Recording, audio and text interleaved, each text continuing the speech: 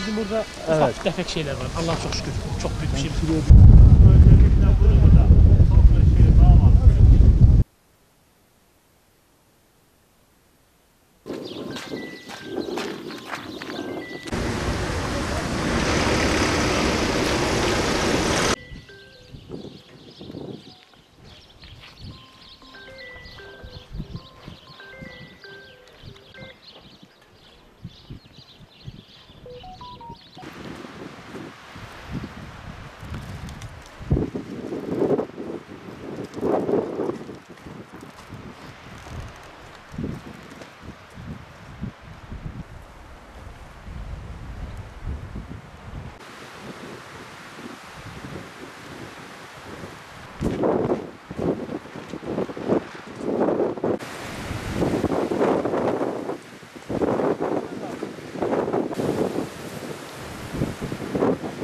Mehmet Torun Akçadağ Başpınar Mahallesi muhtar.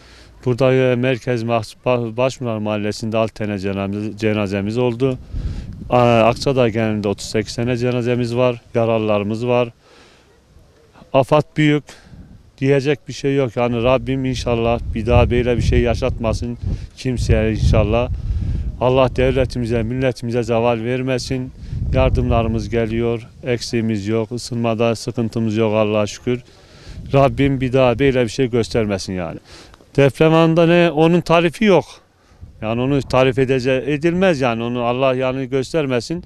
Evimiz yıkıldı, Allah'a şükür canımızda bir şey yok. Ev gelir, her şey gelir. Önemli olan sağlık. Mahallemizin en eski camimiz olan Mithaciye Camimiz de yıkıldı.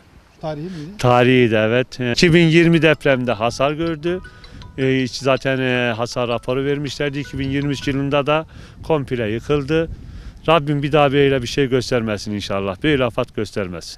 Evlerimizin durumu yani Allah'a şükürler olsun. Evlerde kimsenin olmaması, o saatte olması yani Allah'a şükürler olsun ki can kaybını azalttı yani, olmadı, şükürler olsun yani, görüyorsunuz oturulmaz halde.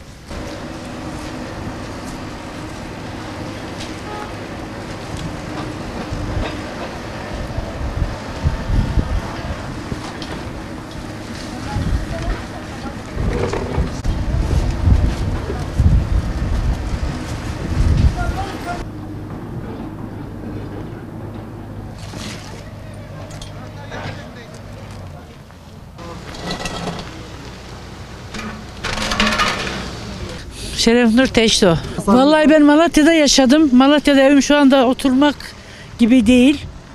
Oturulmayacak haldeyiz yani. Bayağı bir perişanız. Bayağı bir şey yaşadık. Allah daha bundan sonra göstermesin yavrum hiç kimseye. Hiç kimseye göstermesin. Deprem anında gece oldu. Kaçtık. Kaçtık hala nasıl kaçtık? Molozların içinde kaçtık, binaların içinde. Yani kaçtık.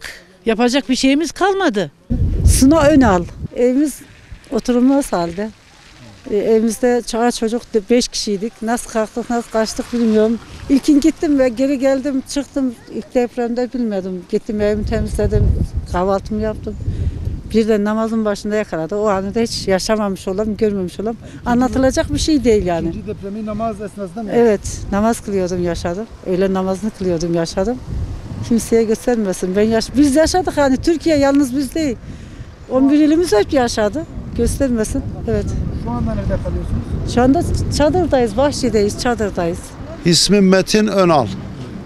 Akçadağ Başpınar Mahallesi olarak bütün evlerimiz yıkıldı. Hiç yani ağır hasar da yok, yıkıldı tamamen. Bir okulumuz ayakta duruyor, o da ağır hasarlı zaten, kapandı.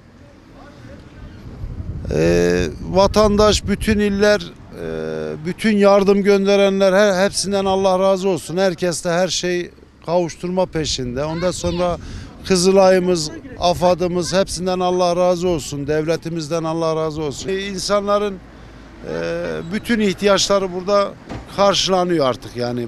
Bugün tam oturdu rayına. Banyo, tuvalet işi o da hazırlandı. O da bitmek üzere. Herkes de, bütün emeği geçen herkesten Allah razı olsun. Deprem anında evdeydim. Birinci deprem çok şiddetli oldu. İkincide de zaten indirdi. Hiçbir şey bırakmadı. 3-4 kere deprem oldu. Artçılar sayısız zaten.